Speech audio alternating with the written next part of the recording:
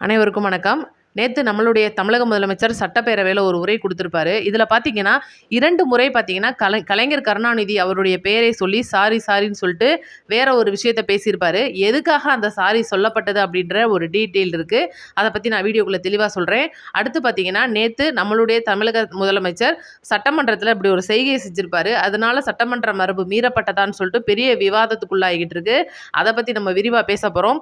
நேத்து அதேபோல சட்டமன்றத்துல அமைச்சர் ரமேஷ் அவர்கள் ஒரு பூகம்பத்தை தூக்கி போட்ட ஒரு விஷயம் இன்னைக்கு ரத்து செய்யப்பட்டிருக்கு. அந்த விஷயம் பார்த்தீங்கன்னா, அடுத்து தாய்மாமன் சீர் சுமந்து வாராண்டி அப்படின்னு சொல்றாப்புல தாய்மாமன் சீருடைய திட்டம் அப்படின்றத அறிவிச்சிருக்காங்க. எப்ப இருந்து அமலுக்கு வரப்போகுது, குழந்தைங்களுக்கு எப்ப இருந்து அது கிடைக்க போகுது அப்படின்றத பத்தி நம்ம விரிவா பேசுவோம். இதெல்லாம் வந்து பார்த்தீங்கன்னா அரசியல் நிகழ்வுகள். இன்னொன்னு பார்த்தீங்கன்னா, தேவையில்லாத ஒரு குடும்பத்துக்குள்ள போயிட்டு கலகம் பண்றதுக்காக சில பேர் திரிவாங்க பார்த்தீங்களா, இந்த திமுக ஐடி விங்குன்னு சொல்லிட்டு. இன்னைக்கு நம்மளுடைய தமிழக முதலமைச்சருடைய மனைவியான சங்கீதா அவர்கள் லண்டன்ல இருக்கார் அப்படின்னு எல்லாருக்குமே தெரியும். அவங்களுக்குள்ள இப்ப அந்த விவாகரத்து வழக்கு போயிட்டு இருக்கு. குடும்ப ரீதியா இணைப்புக்காக பேசிட்டு இருக்காங்க அப்படின்றது எல்லாருக்குமே தெரிஞ்ச விஷயம். நான் அடிக்கடி அப்டேட் குடுத்துட்டு இருக்கேன். இந்த திமுக ஐடி விங் பார்த்த எச்சத்தனமான வேலை ஒண்ணு. அதுக்கப்புறம் பார்த்தீங்கன்னா, "எம்மா நீ சும்மாவே இருக்க மாட்டியாம்மான்னு" சொல்றாப்புல நடிகை திரிஷா அவர்கள் ஒரு முக்கியமான விஷயத்த பகிர்ந்திருக்காங்க. இத பத்தி நம்ம விரிவா பேசப் போறோம். சேனலுக்குள்ள வந்தவங்க ஸ்கிப் பண்ணாம பாருங்க. நெறைய விஷயம் இருக்கு. பார்த்துட்டு கமெண்ட்ல சொல்லிட்டு போங்க. மறக்காம நம்மளுடைய வீடியோவ 4 பேருக்கு ஷேர் பண்ணி விடுங்க. நம்ம வீடியோக்கு ஒரு லைக் பண்ணிட்டு கீழே ஹைப்னு ஒரு பட்டன் இருக்கும், அதையும் கொடுத்துருங்க. இப்போ பார்த்தீங்கன்னா, தமிழக முதலமைச்சர் சட்டமன்றத்தில் மரபு மீறப்பட்டதா அப்படின்ற ஒரு விஷயம் நேற்று அரசியல் விமர்சகர்கள் எல்லாருமே பேசி முடிச்சிட்டாங்க. சபாநாயகர்கள்ட்ட கேட்டு செய்யப்பட்ட ஒரு சைகை, எதிர்க்கட்சி தலைவர்கள் எல்லாருமே வந்து பார்த்தீங்கன்னா, எதிர்க்கட்சி எம்எல்ஏக்கள் வெளிநடப்பு செய்யப்பட்ட ஒரு சைகை, அது போக பார்த்தீங்கன்னா அந்த அப்பாவை காணாம தேடுறது, அதெல்லாம் பார்த்தீங்கன்னா சட்டசபையோடைய அந்த மரபு மீறப்பட்ட விஷயமா இருக்கு. இது வந்து சினிமா துறையில் நடக்கிற மாதிரி இது நடந்துட்டு இருக்கு. அப்படி விட்டா வந்து ஐட்டம் டான்ஸே போட்டு டான்ஸ் ஆடுவாங்க போலன்னு சொல்லிட்டு ரொம்பவே வந்து கடுமையான சொற்களால் இன்னைக்கு திமுகவினர் வந்து பேசிட்டு இருக்காங்க. இது வந்து உண்மையிலே சட்டசபையோட மரபு மீறப்பட்டதா அப்படின்னு கேட்டீங்கன்னா கிடையவே கிடையாது. இதுக்கு முழுக்க முழுக்க சபாநாயகர் அவர்கள் ஒத்துழைமை அதாவது நீங்க செய்யக்கூடாது அப்படின்னு சொல்லியிருந்ததுக்கு மீறி செஞ்சா மட்டும்தான் அது சட்டசபை மரபை மீறும் அப்படின்றனால கேட்டு செஞ்ச எதுவுமே தப்பில்ல. அந்த மாதிரி தான் இந்த ஒரு மரபு அப்படின்றது பின்பற்றப்பட்டிருக்கு. அதனால பார்த்தீங்கன்னா, இதில் எந்த ஒரு வகையான தப்பும் கிடையாது அப்படின்ற ஒரு தகவல் வந்திருக்கு. அடுத்து பார்த்தீங்கன்னா, நம்மளுடைய தமிழக முதலமைச்சர் 2 தடவை கலைஞர் கருணாநிதி இந்த மாதிரி சொல்லிட்டு 2 தடவை சாரி சொல்லியிருப்பாரு. இதுக்கு பார்த்தீங்கன்னா, மிக முக்கியமா ஒரு விஷயமா கருணாநிதியை பற்றி அவர் என்ன சொல்ல வந்தார் அப்படின்னா, நேற்று உங்களுக்கே தெரியும், முழுக்க முழுக்க சட்டசபை நேரலை பார்த்துக்கிட்டு இருந்த எல்லாருக்குமே தெரியும். இந்த சட்டசபையை பொறுத்த வரைக்கும் திமுக, அதிமுகன்ற இரு கட்சிகள் இவ்வளோ நாள் நம்மக்கிட்ட உள்ள என்ன நடந்துச்சு அப்படின்ற எதுவுமே தெரியாமல், மக்கள்கிட்ட தெரியாமல் திடீர்னு ஒருத்தர் சட்டையை கிழிச்சிட்டு வருவாப்புல ஸ்டாலின் மாதிரி. ஸ்டாலின் தான் மாதிரிலாம் கிடையாது. அம்மா சட்டையை கிழிச்சது வந்து பார்த்தீங்கன்னா யாருன்னு சொல்ல மாட்டாங்க. ஆனால் சட்டை மட்டும் கிழிஞ்சிருக்கும், முகத்துல எல்லாம் அடிபட்டிருக்காது. அடுத்து பார்த்தீங்கன்னா, இன்னைக்கு ஜெயலலிதா அம்மாவுடைய சைடில் பார்த்தீங்கன்னா, உண்மையிலே அந்த அம்மா வந்து ஜெயலலிதா அம்மா எம்எல்ஏ ஆனதுக்கு அப்புறமா அந்த ஒரு இரும்பு பெண்மணியா உள்ள உட்கார்ந்து இருக்கும்போது சட்டமன்ற மரபை மீறி பார்த்தீங்கன்னா, அவங்களுடைய சேலையெல்லாம் உருவின ஒரு மிகப்பெரிய சம்பவம் வந்து இதே சட்டசபைக்குள்ள நடந்திருக்கு. இவ்வளோ விஷயத்தை தாண்டி தான் அந்த சட்டசபை இன்னைக்கு வந்து பல்வேறு மாண்புகளை மீறி அங்கே நடந்துட்டு இருக்கு அப்படின்றத சொல்றாம, நேத்து கலைஞர் அவர்கள் செய்த அவர்களுடைய ஆட்சியில செய்த அந்த ஒரு விஷயத்த சொல்ல வந்திருப்பாரு. அதுக்கப்புறம் பார்த்தீங்கன்னா, வேண்டாம் இப்ப இல்லாத ஆளை பத்தி அதை நம்ம பேசக்கூடாது அப்படின்றனால அந்த அவை குறிப்போட நம்மளுடைய தமிழக முதலமைச்சர் உரை, அதாவது பார்த்தீங்கன்னா, அது அவர் வந்து முழு பத்தியும் வந்து அவர் எழுதி வச்சிருக்கிறது கிடையாது. அவருக்காக வர்ற குறிப்புகள், அதுலேருந்து அந்த குறிப்பை அவர் நீக்கிட்டார் அப்படின்ற ஒரு தகவல் வந்திருக்கு. இப்போ பார்த்தீங்கன்னா, 3வது விஷயமா அறநிலையத்துறையை சார்ந்த அமைச்சர் ரமேஷ் அவர்கள் முந்தா நேத்து ஒரு விஷயம் சொல்லியிருப்பாரு. குன்னூர்ல விநாயகர் கோவில் ஒன்று இருக்கு. அதில் மாசமே பார்த்தீங்கன்னா 500 பேர் தான் வராங்க. அவங்களுக்கு பார்த்தீங்கன்னா 10 கோடியில் கார் பார்க்கிங் கட்டுறதுக்கு ஒரு மிகப்பெரிய கான்ட்ராக்டை கொடுத்து வச்சிருக்காரு இந்த சேகர்பாபு. அதுக்கான வேலைகள்லாம் நடைபெறதுக்கு இந்த ஆட்சியில் வேற அனுமதி கேட்டு வந்திருக்காங்கன்னு சொல்லிட்டு ஏகப்பட்ட விஷயம் சொல்லியிருப்பாரு. இதுக்கு பார்த்தீங்கன்னா பதிலடி கொடுக்குற விதமா சேகர்பாபு ஏகப்பட்ட உருட்டுகள்லாம் உருட்டாரு. உருட்டு எதுவுமே லாயக்கு ஆகலை அப்படின்றனால முழுக்க முழுக்க அந்த திட்டத்தை வந்து ரத்து பண்ணிட்டாங்க. இன்னைக்கு 15 கோடி ரூபாய் அதுக்கு செலவிடப்படவில்லை அப்படின்ற ஒரு மிக முக்கியமான ஒரு சம்பவம் நடந்திருக்கு. இதை பத்தி நம்ம பேசணும். அடுத்து பார்த்தீங்கன்னா, நம்மளுடைய தமிழக முதலமைச்சர் இவ்வளோ நாட்களா தமிழக மக்களுடைய காசை தொரண்டுனவங்கள, ஊழல் பண்ணினவங்கள விடமாட்டோம் அப்படின்னு சொல்ற ஒரு வார்த்தை. இன்னைக்கு விடமாட்டோம் அப்படின்னு சொன்னா, ஒருவேளை எதுவும் பண்ணிடுவாரோ? ஊழல்லாம் ஏகப்பட்ட பேருடைய அமலாக்கத்துறையுடைய ஆதாரங்கள் இன்னைக்கு கையில இருக்கு. KN நேருலாம் அதனால தான் பயந்து ஓடிட்டாரு. செந்தில் பாலாஜிலாம் சும்மாவே டவுசர் நனையும், நெஞ்சு வலிலாம் வேற வரும். என்ன பண்ண போறாரு அப்படின்ற ஒரு மிகப்பெரிய பயம் வந்து இன்னைக்கு திமுகவுடைய எம்எல்ஏக்கள், முன்னாள் அமைச்சர்களுக்கு இருக்கு அப்படின்றனால, இதனால பார்த்தீங்கன்னா, கடும் சொற்களால் வந்து நம்மளுடைய தமிழக முதலமைச்சர் சாடிக்கிட்டு இருக்காங்க. இதுதான் உண்மையும் கூட. அவர் சொன்ன அந்த உள் வார்த்தை, விஜய்க்கு பார்த்தீங்கன்னா மிகப்பெரிய பவர் இருக்கு. கண்டிப்பா மக்கள் பணத்த தொட்ட ஒருத்தனையும் விடமாட்டோம் அப்படின்னு சொன்னது, கண்டிப்பா அது சீக்கிரமா நிறைவேற போகுது அப்படின்றது உண்மை. அதுக்கான வேலைகள் நடந்துட்டு இருக்கு. டிஜிபிக்கு அதுக்கான பணிகளை முடுக்கிவிட சொல்லியிருக்காரு. சீக்கிரமா இவங்க மேல இருக்கிற அனைத்து கேஸ்களுக்கும் பார்த்தீங்கன்னா, ஆதாரத்த திரட்டி எடுங்கன்னு சொல்லிட்டு மறைமுகமா ஏகப்பட்ட வேலைகள் செஞ்சுட்டு இருக்காரு நம்மளுடைய தமிழக முதலமைச்சர். அதையும் அந்த மக்கள்ட்ட நம்ம சொல்லணும்னு நினைச்சு நெறைய பேர் அப்டேட் கேட்குறீங்க.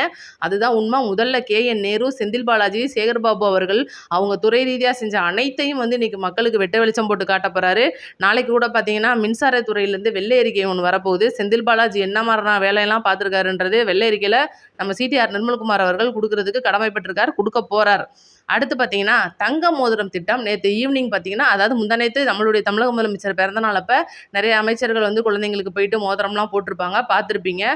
770 கோடி வருஷத்துக்கு அத ஒதுக்கி அந்த திட்டத்த வந்து செயல்படுத்தியிருக்காங்க. எப்ப இருந்து அது வரப்போகுது அப்படின்னா, செப்டம்பர் 15 அறிஞர் அண்ணா பிறந்த நாள் அன்று பார்த்தீங்கன்னா, அந்த திட்டத்த அறிமுகப்படுத்தலான்னு இருக்காங்க. அன்னையிலேருந்து பிறக்கிற குழந்தைங்களுக்கு அந்த மோதிரம் வந்து தானாவே வந்துரும். கவர்மெண்ட் ஹாஸ்பிட்டல்ல பிறக்கிற குழந்தைங்களுக்கு மட்டும் அப்படின்றதையும் சொல்லியிருக்காங்க. இப்போ வரைக்கும் நம்ம பேசிட்டோம். அடுத்து ரொம்ப முக்கியமான விஷயத்துக்குள்ள வருவோம். இன்னைக்கு நம்மளுடைய தமிழக முதலமைச்சருடைய குடும்பம் வந்து கொஞ்சம் சிக்கல்ல போயிட்டு இருக்கு. அவங்களுக்கான விவாகரத்து அப்படின்றத அப்ளை பண்ணியிருக்காங்க. கோர்ட்ல கேஸ் நிலுவையில இருக்கு. இன்னைக்கு பார்த்தீங்கன்னா, ஒட்டுமொத்த தமிழக மக்களும் தேர்தலுக்கு முன்னாடி சங்கீதா அன்னியார் அவர்கள் இந்த மாரி ஒரு குண்ட தூக்கி போட்ட உடனே ரொம்பவே எல்லாருமே வருத்தப்பட்டோம். என்னடா அது திடீர்னு இப்படி ஒரு சம்பவத்த பண்ணியிருக்காங்க. இன்னைக்கு ஒட்டுமொத்த தமிழகமும் நம்ம அண்ணன் பின்னாடி நிக்கும்போது, இந்த மாரி விஷயத்துக்கு இந்த மாரி வந்து இப்படி பண்ணிட்டாங்களே, இது நம்மளுக்கு சரியா வரலையே, ரொம்ப தப்பா இருக்கே அப்படின்னு சொல்லிட்டு, உண்மையிலே நம்ம வீடியோ மூலியமாலாம் அவங்கள்ட்ட வந்து ரெக்வெஸ்ட்டே சொல்லியிருப்போம். அண்ணியாரே தயவுசெய்து ஏதாவது பார்த்து நல்ல விதமா பண்ணி விடுங்க. இப்படிலாம் பண்ணாதீங்கன்னு சொல்லியிருக்கும்போது, அவங்களுடைய குடும்பம் அப்படி என்ன பண்ண முடியும்? அது அவங்களுக்கு ஏதோ தோணியிருக்கு அப்படின்னு சொல்லிட்டு நம்ம கடந்து போயிட்டோம். குடும்பத்த பத்தி நம்ம பேசுறதுக்கு விரும்பவும் மாட்டோம். நேத்து சட்டசபை முடிஞ்ச உடனே பார்த்தீங்கன்னா, அதாவது குட்டி கதையில அப்பாவ தேடுனாரு பார்த்தீங்களா நம்மளுடைய முதல்வர். அவர் தேடுனது என்னமோ அப்பாவ. ஆனா பார்த்தீங்கன்னா, உதயநிதிக்கு வேற மாரி தோணிருச்சு. அதனால பார்த்தீங்கன்னா, அவருடைய சில தேவையில்லாத கேள்விகளை செங்கல்பட்டு நீதிமன்றத்தில் கணவனை தேடும் மனைவின்னு சொல்லிட்டு ஒரு மோசமான பதிவ ஒண்ண இன்ஸ்டாகிராம்ல போட்டிருக்காரு. இதுக்கு பின்னாடி பல அர்த்தங்கள் இருக்கு.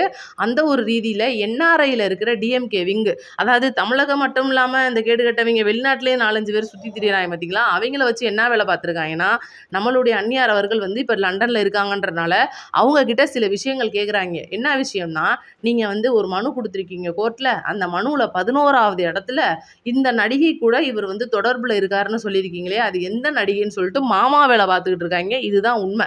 என்னடா மாமா வேலை பார்க்குறாய்ங்கன்னு கேட்குறீங்களா? அம்மா தயவுசெய்து அந்த நடிகை யாருன்னு சொன்னீங்கன்னா, இங்க உங்க கணவரை போட்டு நாங்க வறுத்தெடுக்கிறதுக்கு சரியா இருக்கும். அதனால கொஞ்சம் சொல்லுங்க. ஏன்னா நீங்க வந்து அங்க இருக்கீங்க. உங்க பிறந்த நாள் அன்னைக்கு பார்த்தீங்கன்னா, இவரு இங்க வேற மாரியான விஷயம்லாம் ஈடுபட்டுருக்காருன்னு சொல்லிட்டு ஏகப்பட்ட விஷயங்கள வந்து இன்னைக்கு திரிச்சு பேசிட்டு இருக்காய்ங்க. எப்படியெல்லாம் ஒரு குடும்பத்த கெடுக்குறாய்ங்க பாருங்க. இவ்வளோ வருஷமா தமிழ்நாட்ட கெடுத்தது பத்தாது. இன்னைக்கு தமிழ்நாட்ட நல்லா மாத்தணும்னு வரவோட குடும்பத்தையும் எப்படிலாம் கெடுக்கலான்னு திரியிறாய்ங்க மக்களே! பார்த்துட்டு இருக்கீங்க. இவ்வளோ விஷயமும் நேத்து நள்ளிரவுல நடந்திருக்கு. ஏன்னா, இவைங்க நள்ளிரவுல என்னலாம் பண்ணுவாய்ங்கன்றது உங்களுக்கு நான் ஏற்கனவே சொல்லியிருக்கேன். கால்ல லைட் அடிச்சு பார்க்குறது, லைக் போடுறது, அத 4 பேருக்கு ஷேர் பண்றது, டவுசரோட படம்லாம் போடுறது, இதுதான் இவைங்களுடைய வேலையாவே இருக்கு. இந்த ஒரு வேலைய இப்போ புதுசா சேர்த்து பண்ணிட்டாய்ங்க. ஓமுகவா இருக்கிற கட்சி இன்னும் வேற அடுத்து நம்ம பேர் யோசிக்கணும் போல இருக்கு. அந்த மாரி கட்சியாலாம் மாறப்போகுது. முழுக்க முழுக்க தோத்து போன அந்த ஒரு மனநிலைய ஏத்துக்கிடாம இருக்கிற இந்த ஒரு கட்சி அப்படின்றது மமமுகவா மாறப்போகுதுன்னு நெனைக்கிறேன். என்னடா மமமுகன்லாம் சொல்றேனேன்னு வருத்தப்படாதீங்க. முழுக்க முழுக்க மாமா வேல பார்த்துக்கிட்டு இருக்கிறனால தான் இவைங்கள மமமுகன்னு நம்ம வச்சிருக்கோம். அடுத்து முக்கியமான விஷயமா இந்த இந்த கேக்கு விஷயம். இத பத்தி நம்ம சொல்லியே ஆகணும். திருவள்ளூர்ல பார்த்தீங்கன்னா, அந்த வடமாநில தொழிலாளர்கள் இறால் பண்ணையில அம்மோனியா வாயு கசிவால இறந்து போயிருப்பாங்க. அன்னைக்குங்க பார்த்தீங்கன்னா, நம்மளுடைய தமிழக முதலமைச்சர் பிறந்த நாள் விடிஞ்சா வருது. அதுக்கு முன்னாள் நடந்திருக்கு. இது பெரிய சதியா தான் இருக்கும் அப்படின்னு சொல்லிட்டு ஆராய்ஞ்சு அங்க வந்த தகவல்கள் எடுத்து, ஆல்ரெடி திமுக ஆட்சி காலத்துல அங்க ஏற்கனவே ஒரு விபத்து நடந்து, அதுக்கப்புறம் இவங்க சரி கட்டி அந்த தொழிற்சாலைக்காரங்க பணம்லாம் குடுத்து தொழில்துறை அமைச்சரா இருந்த அப்போதைய தொழில்துறை அமைச்சரா இருந்தவருக்கு பணம்லாம் குடுத்து சரி கட்டி, அந்த ஏரியா எம்எல்ஏவான டி.கே. கோவிந்தராஜன் அவர்களுக்கும் வந்து சரி கட்டி, இவ்ளோ விஷயங்கள பண்ணியிருக்காய்ங்க. உள்ளூர் மக்கள் சொன்ன கருத்து. அங்க ஆல்ரெடி ஒரு பெண்மணி வந்து இறந்து போயிருக்காங்க. வடமாநில தொழிலாளி அப்படின்றதும், அங்க 63 ஒப்பந்த ஊழியர்களுக்கு மட்டுமே வந்து பதியப்பட்டு 163க்கு மேற்பட்ட தொழிலாளர்கள் கிட்டத்தட்ட 200 பேர சம்மந்தமே இல்லாம நைட் ஷிஃப்ட், பகல் ஷிஃப்ட்ன்னு சொல்லி அதிகாரப்பூர்வமா இல்லாம திருட்டுத்தனமா தங்க வச்சு ஏகப்பட்ட வேலைகள வந்து பார்த்துட்டு இருந்தாய்ங்க. கீழ வேல பார்த்தா அப்படியே மேல போய் படுத்து தூங்குற மாரி. அந்த மாரி தான் வந்து பண்ணியிருக்காய்ங்க. அதனால தான் முழிச்சிருக்கிறவங்க அம்மோனியா வாயு கசிஞ்சு வந்தோனே ஓடிட்டாங்க. தூங்கிக்கிட்டு இருந்தவங்க தூக்கத்துல சிக்கிட்டாங்க. இந்த விஷயம் நடந்திருக்கு. அன்னைக்குங்க நைட்டு தான் விடிஞ்சா நம்மளுடைய தமிழக முதல்வரோட பிறந்த நாள். ஆனால் பார்த்தீங்கன்னா தமிழகமே செயலகத்துக்கு வட்டம் வட்டம் வட்டம் வந்து எந்த தலைமை செயலகத்தில் எந்த முதல்வர் இருக்காரோ அவருடைய பிறந்த நாள் அங்கே வந்துச்சுன்னா கேக் வெட்டி கொண்டாடுறது வழக்கம். அதே போல் கேக் போயிருக்கு. நம்மளுடைய தமிழக முதலமைச்சர் எனக்கு வேண்டான்னு சொல்லிட்டு தள்ளி விட்டாரு. நேற்று நான் காலையில் போட்ட வீடியோவில் தெளிவாக எல்லாமே சொல்லியிருக்கேன். ஆனால் பார்த்தீங்கன்னா இப்போ ஒரு படத்தை எடுத்து வச்சுக்கிட்டு த்ரிஷா அவங்க பாருங்க 5 கேக் முன்னாடி வந்து இந்த ஒரு விஷயத்த செஞ்சுருக்காங்க. கேக்லாம் வெட்டியிருக்காங்க. ஆனால் திருவள்ளூரில் 9 பேர் இறந்து போயிருக்காங்க. இன்னைக்கு நைட்டு வந்து இந்த மாதிரி வேலையெல்லாம் அவங்க பார்த்துருக்காங்களேன்னு சொல்லிட்டு ரொம்ப கீழ்த்தரமான பதிவு.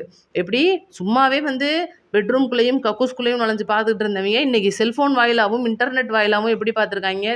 அதாவது த்ரிஷா அவர்கள் வந்து நம்மளுடைய தமிழக முதலமைச்சரை ஃபாலோவே பண்ணலை அப்படின்ற ஒரு விஷயம் இன்னைக்கு இன்ஸ்டாகிராமில் இருக்கிற எத்தனையோ பேருக்கு தெரியும். முழுக்க முழுக்க அவர் உதயநிதியை மட்டுமே ஃபாலோ பண்ணிக்கிட்டு இருக்காரு அப்படின்ற ஒரு விஷயமும் வந்து இன்னைக்கு நிறைய பேருக்கு தெரியும். அதுக்கப்புறம் பார்த்தீங்கன்னா உதயநிதியை அன்ஃபாலோ பண்ணுறது, மறுபடியும் உதயநிதியை ஃபாலோ பண்ணுறது, ஏகப்பட்ட விஷயங்கள் இன்ஸ்டாகிராமில் மாற்றி மாற்றி நடந்துட்டு இருக்கு. ஆனால் பார்த்தீங்கன்னா நம்மளுடைய தமிழக முதலமைச்சரை அவர் ஃபாலோவே பண்ணலை. இந்த ஒரு ஃபோட்டோவை என்னுடைய ஃப்ரெண்ட் அப்படின்ற முறையில் என்னுடைய எல்லாமான என்னுடைய நண்பருக்கு நான் சமர்ப்பிக்கிறேன்னு சொல்லிட்டு ஒரு ஃபோட்டோவை போடுறாங்க. அந்த ஃபோட்டோ உண்மையா பொய்யா, இந்த வருஷம் பிறந்த நாளுக்கு தான் எடுக்கப்பட்டதா? ஏன்னா 5 கேக்குகள் இருக்கு. பொதுவாக 5 கேக்குகள் அப்படின்னா 50வது பிறந்த நாள் அப்படின்ற மாதிரி தான் கணக்கு பண்ணி எடுப்பாங்க. அது லியோ பட ஷூட்டிங் அப்போ அந்த கெட்டப்லாம் இருக்குது அப்படின்றது ஒரு சின்ன தகவலாக வந்திருக்கு. இன்னும் கூட அதிகாரப்பூர்வமாக வரல. வந்ததுக்கப்புறம் நான் தெளிவாக சொல்கிறேன். ஆனால் நீ சும்மாவே இருக்க மாட்டியாமான்னு சொல்கிற மாதிரி தான் நடந்திருக்கு. இது கண்டிப்பாக வந்து என்ன ஏது அப்படின்றத விசாரிக்கிறாங்க. ஒருவேளை அவங்க அதே மாதிரி பிறந்த நாள் கொண்டாடியிருந்தா இவங்களுக்கு ஏன் வலிக்குது அப்படின்றது தான் என்னுடைய கேள்வி. இதை பற்றி மறக்காமல் நீங்கள் கமெண்ட்டில் சொல்லிட்டு போயிருங்க. இவங்க கேட்குறதெல்லாம் நியாயமா? நம்மளுடைய தமிழக முதலமைச்சருடைய குடும்பத்துக்குள்ளேயும் குட்டிகளாட்டா பண்ணுறது, மனைவி கணவனுக்குள்ளே வந்து பிரச்சனைகளை மூட்டி விடுறது, வேற ஒருத்தவங்களை கொண்டுட்டு வந்து உள்ளே திணிக்கிறது. ஏன்னா அரசியல் இவங்களை பேச சொன்னால் ஆகாத வேலையெல்லாம் பேசி ஆபாசம் பேசுகிறாங்க. இவங்கள்ட்டெல்லாம் நம்ம பேச முடியாது. பேசுனா இந்த ஜூலி மாதிரியான சூனியக்காரிகளை ஏவி விடுறது, இதுதான் இவங்களோட ஒரு பொழப்பாக இருக்குது. நம்ம அடுத்தடுத்த வீடியோக்களில் அரசியல் பேசுவோம். இவங்கள மாதிரி வந்து நம்ம இவங்க கேவலமானவங்கன்னு இன்னைக்கு மக்களுக்கு தெரிஞ்சு போச்சு மக்களே. இவங்களை பற்றி நீங்கள் என்ன சொல்லணும்னு நினைக்கிறீங்களோ மறக்காமல் கமெண்ட்டில் சொல்லிட்டு போயிருங்க. நம்ம வீடியோ ஒரு 4 பேருக்கு ஷேர் பண்ணுங்கள். நன்றி, வணக்கம்.